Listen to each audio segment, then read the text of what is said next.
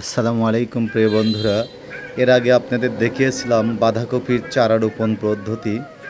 এখন দেখাবো আজকে সার কিভাবে দিতে হয় বাঁধাকপিতে, সেই পদ্ধতি। দেখতে পাচ্ছেন সেই ছোট্ট ছোট্ট চারাগুলো আজকে এক একটা বাঁধাকপির গাছ হয়ে দাঁড়িয়েছে। কিছুদিন পরে একটা করে বাঁধাকপি হবে এক একটা গাছে। এ জমিতে অনেক বাঁধাকপির অসংখ্য চারা আছে এখানে।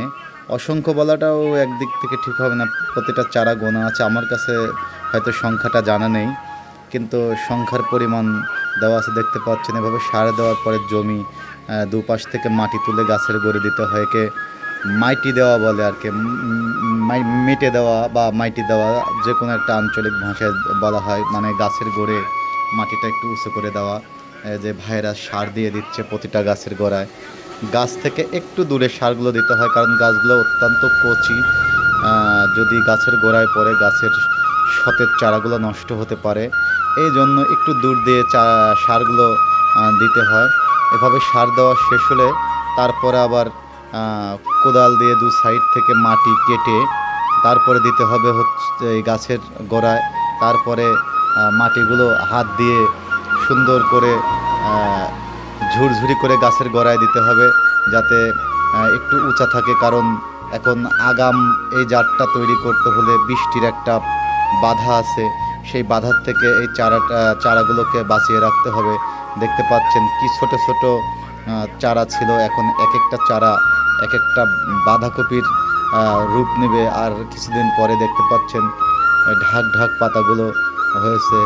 এই মাঝখানেই পাতাগুলো কুঁকড়িয়ে এক একটা বাঁধাকপির রূপ ধারণ করবে, এবং তারা এই কষ্টের ফসল বিভিন্ন বাজার তথা শহর, দেশ থেকে দেশান্তর নিয়ে যাবে কিছু অর্থের বিনিময়ে। বন্ধুরা, এখন দেখালাম আপনাদের, কিছুদিন আগে দেখিয়েছিলাম চারা রোপণ, এখন দেখাচ্ছি চারাতে সার দেওয়া। এখানে আজকে 3 রকমের সার ব্যবহার করছে। যাই হোক, আমি কৃষকের সন্তান হলেও আমি সারগুলোর নাম এই মুহূর্তে বলে দিতে চাচ্ছি না, কারণ এটা বিভিন্ন সমস্যা থাকে। অনেকেই অনেক প্রশ্ন করে যে কি সার দিছে। আর যেহেতু আমি নিজে কৃষি আবাদ করি না, তাই আমি আপনাদের ভালো সলিউশন দিতে পারবো না।